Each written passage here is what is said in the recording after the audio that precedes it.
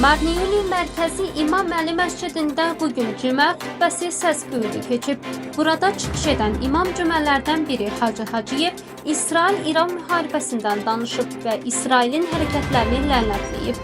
Sözləri ilə İranın ali dini lideri Ayətullah Seyyid Əli Xameneyini müdafiə edən Hacı Hacıyev Marniyeli İmam cümələri adı ilə bəyannamə oxuyub. Biz İranın yüksək səviyyəli dini və siyasi liderlərini hədəfə alacaq hər hansı təhlükəyə qarşı xəbərdarlıq edilir. Bu cür cinayətkar addımın atılması bütün regiondakı vəziyyət üçün çox ağır nəticələri olacaq. Biz beynəlxalq akt doğruları və dünya ölkələri, xüsusən də İslam ölkələrini bu ədalətli müharibəni dayandırmaq üçün əllərindən gələni etməyə çağırırıq. Biz Gürcüstan müsəlmanları olaraq və xüsusilə də Seyyid-Əli Xameneyi hərəkətlərinin müqəddillikləri olaraq başda Fələstində qəsbkar Siyonist rejiminin törətdiyi böyük cinayətləri dayandırmasını tələb edirik.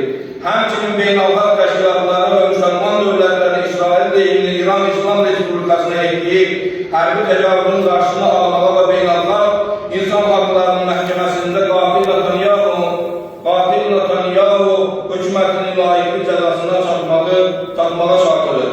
Xüsusilə Həzrət Ayətullah Xameneyinin və digər böyük şəxsiyyətlərin fiziki terror ilə təhdid edilməsi qəbul edilməzdir.